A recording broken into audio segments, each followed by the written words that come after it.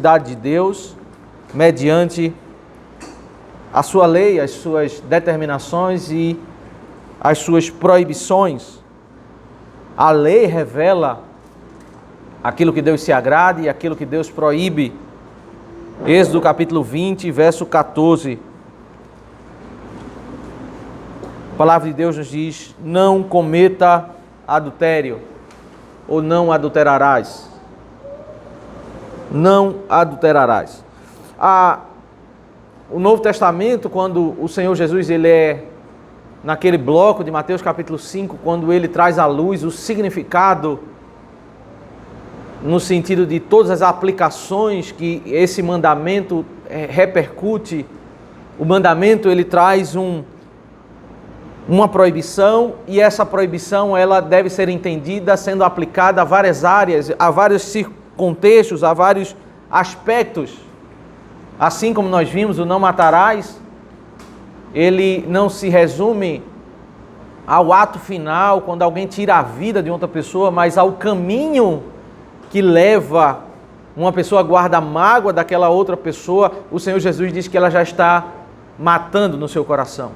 Quando a pessoa está num processo de xingamento crescente para dali ele tirar a vida daquela pessoa, ela já está no caminho do assassinato.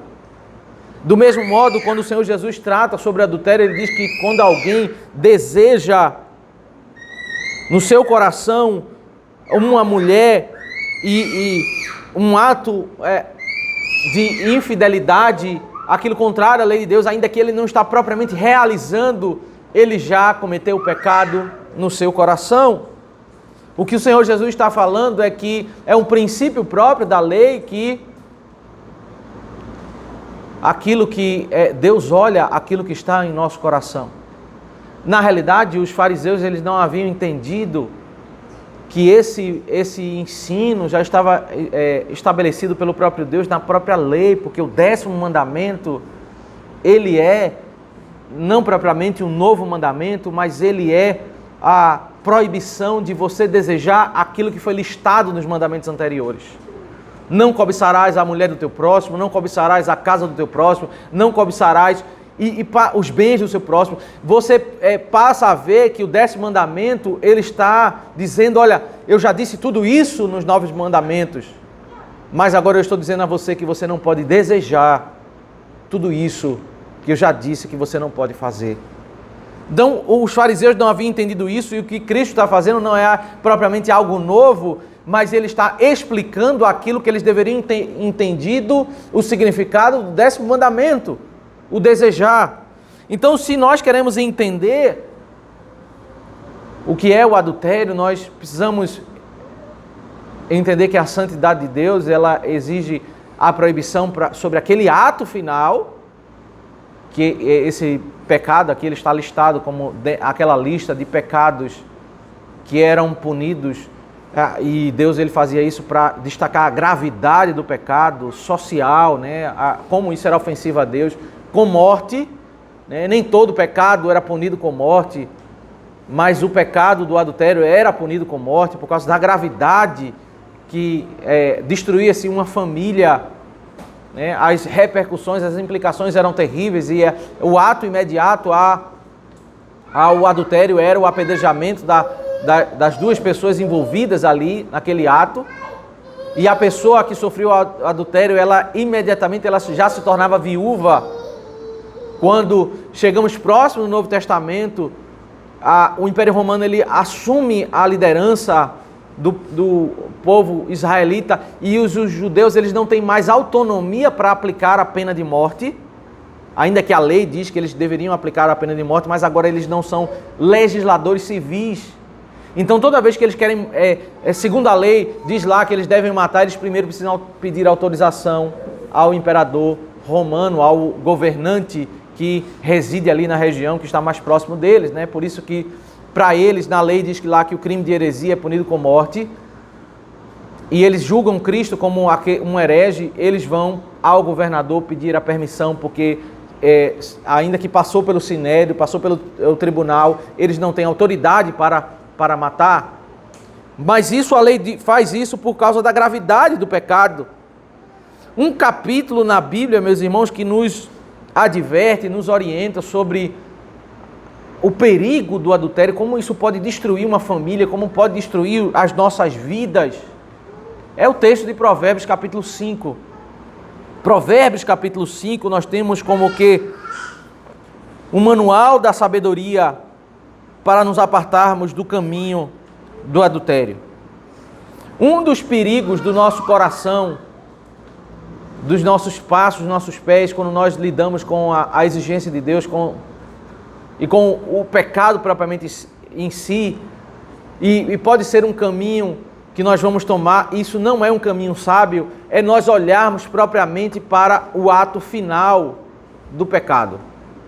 Né? Geralmente, quando o ser humano ele quer se esquivar dos perigos do pecado, ele, como desculpa, ele olha propriamente para o ato final, para justificar alguns atos que se aproximam, que não são propriamente pecado, mas que se aproximam do pecado.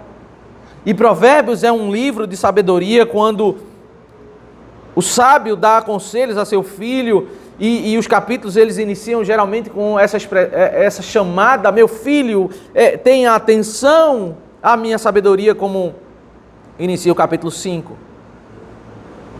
Para que você conserve o discernimento, para que os seus lábios guardem o conhecimento. E o que significa guardar o conhecimento em Provérbios capítulo 5? Significa que eu preciso me preocupar com o caminho que antecede propriamente ao pecado. Esse é o conselho de Provérbios capítulo 5. Eu preciso, para eu ter sabedoria sobre esse tema do adultério, eu preciso discernir as coisas como Deus fala e não conforme o mundo apresenta elas diante de mim.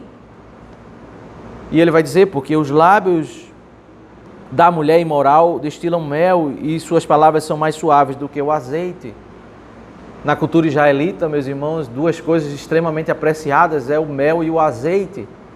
Coisas de Deus, dádivas de Deus em que a terra deles produz e é uma riqueza para eles ter o azeite e o mel. E o que parece o argumento da mulher imoral, o argumento da sua aparência, a sua beleza, parece aquilo que é de melhor na vida, aquilo que vai satisfazer a alegria mais profunda da minha alma. Mas logo em seguida vem a palavra de sabedoria para que enxerguemos com clareza, mas o seu fim é amargo como o fel e cortante como uma espada de 2 gumes. Imagine você numa fome, depois de um dia exaustivo, uma manhã exaustiva de trabalho, nós chegamos para almoçar e nós vemos um prato belo, um grande peixe ali, aquela comida saborosa, e você vai começar a vontade de comer, na maior desejo de se alimentar, e na primeira garfada que você dá, você morde uma espinha. E aquilo ali rasga o céu da sua boca. E a espada afiada de 2 gumes é o instrumento mais cortante para expressar aquela espada que rasga a pele, que corta. É exatamente o que o homem vai encontrar quando ele vai abocanhar aquilo que ele pensa que é mel e azeite, mas é aquilo que vai cortar a sua garganta e vai fazer ele sangrar. Na realidade, tudo aparência de engano. E aí o conselho e é esse o ponto que eu quero chegar, o versículo 8, o conselho que o salmista dá, o sábio de Provérbios dá, afaste o seu caminho dessa mulher, não se aproxime da porta da casa dela. O mandamento não é, em Êxodo capítulo 20, você não pode chegar perto da casa de uma mulher que deseja se deitar com você. Não existe esse mandamento. Aqui é o conselho da sabedoria, para que os seus olhos não comecem a admirar o que é pecaminoso. O sábio, ele percebe os seus pés com sabedoria, sua mente com sabedoria, ele vai viver de modo em que ele não passe perto da casa da mulher adúltera. Ele está antecedendo ao ato final. Porque até chegar ao ato final, você caminha em passos progressivamente perto do perigo. Esses passos que antecedem não são propriamente pecado, mas são passos de uma vida sem sabedoria, sem ouvir o caminho da sabedoria. O caminho em que o filho deveria ouvir. Não, no capítulo 1, não se aproxime daqueles que maquinam roubar. Não se aproxime daquela mulher que maquina adulterar. O livro de Provérbios é um livro, meus irmãos, que ele não caminha em oposição à lei, mas ele caminha como nós, com sabedoria, vamos caminhar para não destruirmos os nossos próprios caminhos, para não vermos a espinha como se fosse mel, para que as nossas vistas estejam claras e nós possamos entender o que é o pecado, quão destrutivo é o pecado, como nós vamos arruinar a nossa vida se nós participarmos do pecado. Esse é o ponto de Provérbios, né? Filho meu, não se iluda. Eles dizem que vão ter lucro, que vão ter prosperidade. Não, o fim é sempre destruição. Que o Senhor Deus nos faça compreender quão destrutivo é o pecado e quão sábio é tomarmos medidas preventivas que antecedem aquele ato final. Não andarmos por caminhos que podem nos levar a chegar àquele ato final. Quão sábio é tomarmos esses caminhos para as nossas vidas. É isso que diz a palavra do Senhor. Vamos orar ao nosso Deus.